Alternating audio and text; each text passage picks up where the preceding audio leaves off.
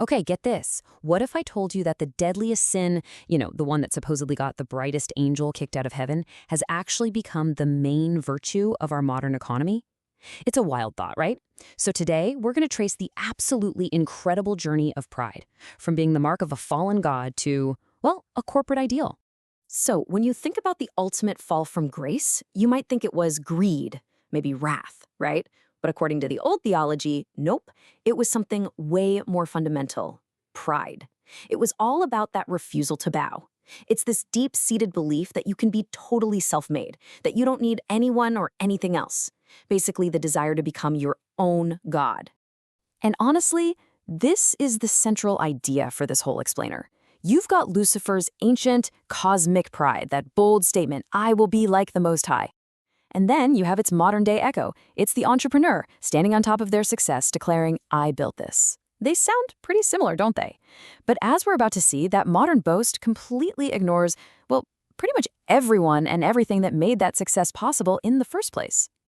All right, so to really get how pride flipped from being a sin to a virtue, we've got to first understand just how bad it was considered back in the day. I mean, we're not talking about just another flaw on a long list here. In theological history, pride was seen as the original sin, the root of all evil. Way back in the 6th century, you had Pope Gregory the Great.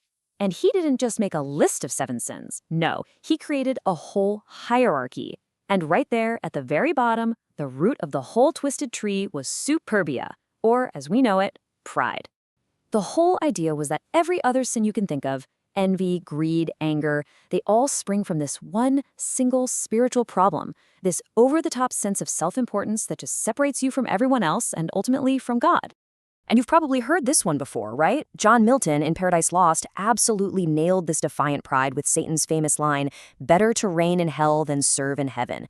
I mean, wow, it just perfectly captures that mindset. It's this fantasy of total independence, this belief that it's somehow better to be the king of your own lonely, broken kingdom than to be a happy part of a bigger world that you don't completely control. But wait, here's a fascinating twist in the story. The word pride wasn't always a bad thing. Not at all. In fact, its original meaning was pretty much the exact opposite of a sin. So how in the world did we get from there to here? How did it make that journey from a virtue to a vice? Okay, let's trace this crazy transformation. The word's earliest root actually meant something like being brave or valiant. A good quality for a warrior, a virtue. But then early Christian theologians got a hold of it and turned it into something toxic. St. Augustine straight up called it the beginning of all sin. Then, like we mentioned, Pope Gregory made it official as the deadliest vice. And by the time we get to Dante's Inferno, the punishment is just perfectly poetic. The proud are punished by being crushed under these massive stones, forcing them into the humility and death that they refused in life. So the big question is, how did we go from a sin that gets you crushed by stones for eternity to a trait that gets you a corner office? Well, this brings us right to the myth of the self-made God, which is, you could argue, a cornerstone of our entire modern economy. So what exactly is this modern capitalist pride? The source we're looking at calls it a very specific kind of lie, or maybe a delusion. It's almost like a willful amnesia. You know the type. It's the person standing on their own little island of success, shouting that they did it all by themselves, while totally ignoring the bridges, the boats, the people, the public roads, the entire system that got them there. And this isn't some abstract historical idea, right? This brings it right into our world today. The source points to these modern archetypes we all recognize. The tech bro who thinks he's the peak of human evolution, or the CEO who truly believes their massive paycheck isn't just money, but a metric for their moral superiority. It is, for all intents and purposes, Lucifer's pride, just in a business suit. Now, a worldview this strong doesn't just pop up out of thin air. It has to be supported by something. And in this case, it's propped up by a powerful ideology that almost acts like a secular religion. The source calls it the gospel of merit. To really get how this gospel works, we've got to borrow a word from theology. The word is theodicy. And a theodicy is basically just an attempt to justify why bad things happen. It's the answer to that age-old, really tough question: if that is supposed to be good, why is there so much suffering and unfairness in the world? And this comparison here just lays out the parallel perfectly. On one side, you have the religious theodicy. It asks, why is there suffering? The answer, it's all part of God's mysterious plan. And the result of that answer is that God is let off the hook, right? He's absolved of injustice. Now, look at the capitalist version, this meritocracy. It asks a different question. Why is there inequality? And the answer is just as simple. The rich earned it, and the poor deserve it.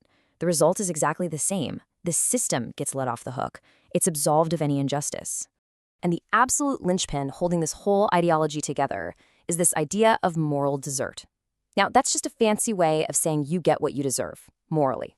It's the belief that how much money you have is a direct reflection of how good of a person you are. So wealth isn't just the result of luck or who your parents are or having systemic advantages. No. It's a moral reward that you've earned because you're just a better, harder working person. And this is where this whole way of thinking gets truly, deeply cruel. It's one thing to justify the rich, but this ideology does something else. It blames the poor. It pathologizes poverty. So when the system fails someone, this logic tells them, nope, that's your fault. It takes what should be justified anger at an unfair system and twists it into quiet, personal shame. All of a sudden, being poor isn't just a tough circumstance, it's a sign that you've failed as a person. So, this brings us to the inevitable conclusion. What happens when you build an entire system on this kind of massive, monumental pride? Well, the consequences, as we're about to see, start to look eerily similar to that original mythical fall from grace we started with. I mean, just think about the myth of the lone genius, the Steve Jobs, the Elon Musks, the Rockefeller. The story we're always told is of the solitary visionary, a kind of modern-day titan who rises above everyone else. But what the source material argues is that this story isn't just incomplete, it's intentionally incomplete. It conveniently erases the thousands of employees, the public-funded research, and all the social structures that made their supposedly lone success even remotely possible.